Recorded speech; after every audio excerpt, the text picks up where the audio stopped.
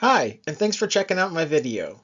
The title of it is I Am the Fury, analyzing the role of stunt women in feminist action film Polite Society. If you have not already seen this movie, rest assured this analysis will aim to be as spoiler-free as possible. I'm genuinely excited to share what I've learned about the history and evolution of stunt women on film. So let's jump right in. Polite Society was released in 2023 and was written and directed by Nida Manzoor, a British film and television show creator, who also wrote and directed We Are Lady Parts, a sitcom on Peacock about an all-woman, all-Muslim punk rock band. According to an interview she gave, Manzoor was inspired to make a movie about two sisters who are into martial arts because she and her own sister learned it when they first were adjusting to living in London after growing up in Singapore. Polite Society stars Priya Kansara as Ria, a goofy but determined teenager who dreams of being a stunt woman. At the center of the story is the relationship between Ria and her sister Lena, played by Ritu Arya. Manzoor mixes a combination of genre styles, including Hong Kong-style action films, Hollywood films like Kill Bill, and even hints of a Jane Austen British romantic comedy. As you can see from these gifts from Polite Society, the film embraces a sort of surreal fighting style that can only happen with extensive stunt coordination and wire work. Ria's love of martial arts and her plans to follow in the footsteps of a famous stuntwoman, Eunice Huthart, inspired me to research the feminist history of women who do stunt work and coordination.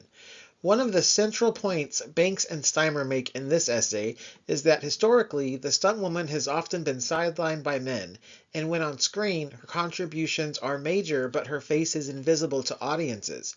The authors describe this phenomenon this way. The stuntwoman's body is diegetic, present in the narrative world, but her identity hides in plain sight between two cuts. What Polite Society does an amazing job doing is shining a spotlight on the unsung heroes of female-driven action films, the stuntwomen and women who are stunt coordinators. If you think back to all the movies you've seen where the characters were stunt people, most were probably about men.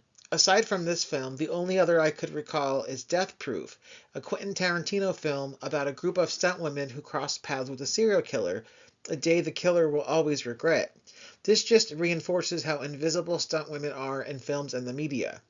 Another aspect of this is the stuntwoman's invisibility, which the media also contributes to when it declares a woman actor did all of her own stunts, which is rarely the case. The same goes for men. The same theme about the erasure of stuntwomen is found throughout Polite Society. In Ria, who was discouraged from her dreams in favor of a more practical career in medicine. Black actresses like Pam Grier played strong, sexy, and confident women who still maintained their femininity as they kicked ass. Asian actresses like Angela Miao Ying portrayed incredibly skilled fighters who could kill any man they faced. However, the characters were often considered rarities in their worlds, not the norm. Despite decades of progress, young women like Ria in Polite Society still face adversity in stunt work. Brown also points to the hypersexualization and fetishization of Asian women in the Western patriarchal gaze that dominates Hollywood cinema. Brown also calls out the stereotypical dragon lady trope that characterized strong Asian women characters as cruel villains. Ironically, Polite Society's director Nida Manzoor deftly plays with these cliches with the film's villain, Rahila. The 1990s saw a wave of Hong Kong-style action films get the Hollywood movie treatment. Often these films portrayed Asians as villains, sidekicks, or ignored them altogether. Manzoor also avoids what Leon Hunt describes as Asia-philia, a deceptively benign ideological construct that naturalizes and justifies the systematic appropriation of culture, cultural property, and expressive forms created by Asian people. Interestingly, Manzoor was inspired by films like Kill Bill and The Matrix. Critique Funnel makes of Trinity and the Trinity warrior archetype is they are based on the fighting choreography examples performed by stuntwomen in Hong Kong. Compounding this erasure, Hollywood films began to release film after film with Trinity warriors, all with white lead actresses.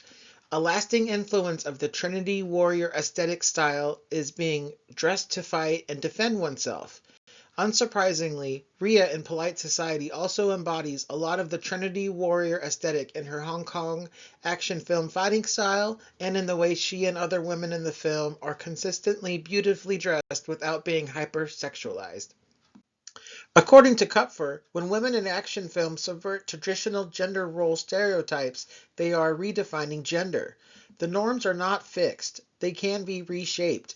Manzor does this in Polite Society by positioning Rhea as a capable fighter who must take down men of various sizes, and Rahila using her fighting skills. A common trope in violent action films with strong leading women is having men as sidekicks or love interests, sidelining them in the same way women often are in male-driven action movies. Smartly, Manzor's script avoids this trope by largely leaving out male characters altogether.